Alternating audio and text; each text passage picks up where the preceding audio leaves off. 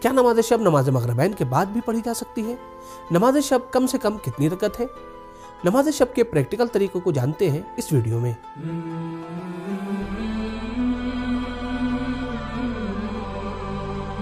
बिस्मिल्लाहिर्रहमानिर्रहीम। मोमिनीन किराम सलाम अलैकुम। नमाज शब एक ऐसा मुस्तहब अमल है कि अगर कोई इंसान बंदगी के आला मर्तबे तक पहुंचना चाहता है तो वो बगैर नमाज शब के बंदगी के आला मर्तबे तक नहीं पहुंच सकता है। छठे इमाम जाफर सादिक अलैहिस्सलातु वस्सलाम नमाज शब के बारे में ताकीद करते हुए इरशाद फरमाते हैं, जो शख्स नमाज शब न पढ़े वो हमारे खालिस शियों में से नहीं है।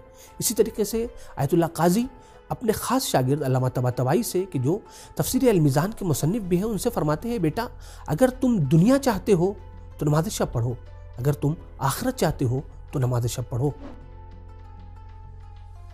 तो आइए नमाज शब के प्रैक्टिकल तरीके से पहले नमाज शब हम किस वक्त से किस वक्त तक पढ़ सकते हैं इसे जानते हैं। तो देखें, आयतुल्लाह सिस्तानी हफ़िज़हुल्लाह नमाज शब के वक्त के सिलसिले से फरमाते हैं, नमाज शब का वक्त रात के शुरू होने से शुरू हो जाता है और तुलुए फजर यानी अज़ान सुबह तक नमाज शब का वक्त रहता है। लिहाजा अगर कोई शख्स नमाज इशा के बाद नमाज शब पढ़ ले रहा है तो ऐसी सूरत में वो वक्त में नमाज शब को अदा कर रहा है। अगरचे अफजल और बेहतर ये है कि नमाज सुबह से नज़दीक नमाज शब को पढ़ा जाए। आयतुल्लाह सिस्तानी हफ़िज़हुल्लाह के अलावा मशहूर उलमा जैसे आयतुल्लाह ख़ामेनी हफ़िज़हुल्लाह और दीगर मराजे कराम के नज़दीक नमाज शब का वक्त आधी रात से शुरू होता है।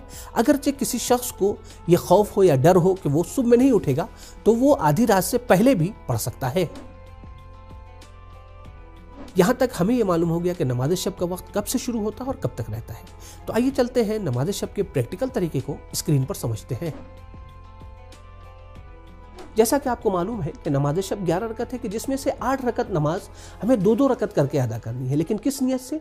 नमाज शब की नियत से। जैसा कि इस वीडियो में भी आप देख सकते हैं कि नमाज शब की नियत हो रही है, और नमाज शब की नियत ज़बान से अदा करना ज़रूरी नहीं है। जैसा कि आपको मालूम है किसी भी नमाज की नियत को ज़बान से अदा करना ज़रूरी नहीं है। यहाँ पर अब हमें क्या पढ़ना है? पहली रकत में सूरह अलहम्द पढ़ना है। अलहम्द के बाद कोई दूसरा सूरा जो आपको याद हो वो पढ़ सकते हैं। इसी तरीके से दूसरी रकत में भी अलहम्द के बाद दूसरा सूरा आपको पढ़ना है जो भी आपको याद हो। यहाँ पर जो पॉइंट है वो ये कि मुस्तहब्बी नमाज में अलहम्द के बाद दूसरा सूरा पढ़ना ज़रूरी नहीं है, बल्कि सिर्फ सूरह अलहम्द पर इत्तफा किया जा सकता है। जैसा कि इस वीडियो में आप देखें कि सूरह अलहम्द के ऊपर इत्तफा किया गया और उसके बाद से रुकू अंजाम दे दिया गया। ये काफ़ी है, आपकी एक रकत नमाज शुमार हो जाएगी और दूसरी रकत भी पहली रकत की तरह पढ़ी जाएगी। बस फ़र्क यह है कि जिस तरीके से आम नमाजों में कुनूत पढ़ा जाता है, इसी तरीके से नमाज शब में भी कुनूत पढ़ा जाएगा, अलहम्द सूरा, फिर उसके बाद से कुनूत। लेकिन हाँ, इस बात का ख़ास ख्याल रहे कि 2-2 रकत करके हमें नमाज मुस्तहब्बी को अदा करनी है, 8 रकत नमाज शब की नियत से। 8 रकत नमाज शब के ख़त्म होने के बाद 2 रकत नमाज शब की नियत से पढ़ी जाएगी, कि जिसमें पहली रकत में सूरह अलहम्द के बाद कुल औज़ु बिरब्बिन नास पढ़ना है और दूसरी रकत में सूरह अलहम्द के बाद कुल औज़ु बिरब्बिल फलक पढ़ना है। यहीं पर इस बात को नोट करें कि देखिए, अगर आपको कुल औज़ु बिरब्बिल फलक या कुल औज़ु बिरब्बिन नास याद नहीं है तो ज़रूरी नहीं है कि आप कुरान लेकर या मोबाइल लेकर खड़े हो, बल्कि आपको जो सूरा याद है वो आप पढ़ सकते हैं। अगरचे बेहतर यही है कि कुल औज़ु बिरब्बिन नास, कुल औज़ु बिरब्बिल फलक याद कर लें ताकि उसका सवाब भी हासिल किया जा सके। और एक अहम पॉइंट है नमाज शब के सिलसिले से, वो ये कि नमाज शब में कुनूत नहीं पाया जाता है। तो यहाँ तक नमाज शब की 10 रकतें मुकम्मल हो चुकी हैं। अब एक रकत है कि जिसे नमाज वित्र की नियत से हमें पढ़ना है, कि जिसे हम बेहतर तरीके से स्क्रीन पर समझते हैं।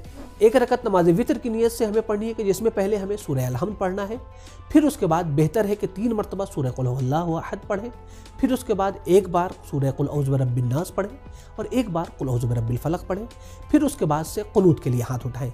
कुनूत में अफजल ये है और बेहतर ये है कि आप दाहिने हाथ से तस्बीह, जिस तरीके से इस वीडियो में आप देख रहे हैं, तस्बीह हाथ में रखें या हाथ से शुमार करें दाहिने हाथ से, और बाएं हाथ को इस तरीके से कुनूत के लिए उठाएं। और कुनूत में कुछ अहम मुस्तहब है कि जिसे हम आगे बयान करेंगे। नमाज वित्र के कुनूत में जो चीज़ सबसे पहले मुस्तहब है वो ये है कि आप 40 मोमिनीन की मग़फ़िरत की दुआ करें, चाहे वो ज़िंदा हो या इंतकाल कर गए हों। उसके लिए किताबों में, रिवायात में एक जुमला जिक्र हुआ है, वो ये है कि अल्लाहुम्मा ग़फ़िर ले फ़लाँ कहना है। जैसा कि इस वीडियो में आप देख सकते हैं कि अल्लाहुम्मा ग़फ़िर ले फ़लाँ की जगह वो नाम लेना है। मिसाल के तौर के ऊपर, जैसा कि इस वीडियो में आप देख रहे हैं कि मोहम्मद भाई किस तरीके से अपने दोस्तों का नाम ले रहे हैं, उसी तरीके से हमें भी नाम लेना है। यहाँ पर एक अहम पॉइंट, बाज़ मोमिनीन के जहन में ये सवाल उठता है कि क्या हम सिर्फ 40 मोमिनीन का नाम ले सकते हैं? हमारे तो बहुत से रिश्तेदार हैं। तो क्या करें, क्या हम उनका नाम नहीं ले सकते? तो देखें, आप उनका नाम ले सकते हैं, लेकिन इस बात का ख्याल रहे कि आप 40 से ज़्यादा का अफराद का जो नाम ले रहे हैं वो जुज़ नहीं है। खुदावंद मुतआल उनकी मग़फ़िरत करेगा आपकी दुआ के लिए, लेकिन क़ुनूत का वो हिस्सा नहीं है। जब आपने 40 मोमिनीन की मग़फ़िरत की दुआ कर ली, फिर उसके बाद से आपको इस्तिग़फ़ार करना है। किस तरीके से? जिस तरीके से इस वीडियो में आप आवाज़ सुन सकते हैं कि क्या कहना है आपको। अस्तग़फ़िरुल्लाह रब्बी व अतूबु इलैह, 70 मरतबा अस्तग़फ़िरुल्लाह रब्बी व अतूबु इलैह आपको कहना है। जब हमने 70 मरतबा अस्तग़फ़िरुल्लाह रब्बी व अतूबु इलैह के ज़रिए से अपने लिए मग़फ़िरत तलब कर ली, फिर उसके बाद से मुस्तहब ये है कि एक जुमले की तकरार की जाए। वो जुमला जैसा कि इस वीडियो में भी आप सुन सकते हैं, वो ये है कि हाज़ा मक़ामुल आइदी बिका मिनन नार। इस जुमले की तकरार करनी है, जिसका मफ़हूम ये है कि ये मकाम या यहाँ पर वो बंदा खड़ा है कि जो तुझसे जहन्नम की आग से पनाह मांगता है। जब हमने 7 मरतबा हाज़ा मक़ामुल आइज़ बिका मिनन नार पढ़ लिया, फिर उसके बाद से मुस्तहब ये है कि 300 मरतबा अल-अफ़, जैसा कि इस वीडियो में भी आप देख सकते हैं, अल-अफ़ 300 मरतबा हमें कहना है, तस्बीह से हमें शुमार करना है। अल-अफ़ यानी खुदाया मुझे माफ़ कर दे, खुदाया मुझे माफ़ कर दे, खुदाया तेरी बख्शिश के हम तलबगार हैं। ये मुस्तहब है हमें कहना।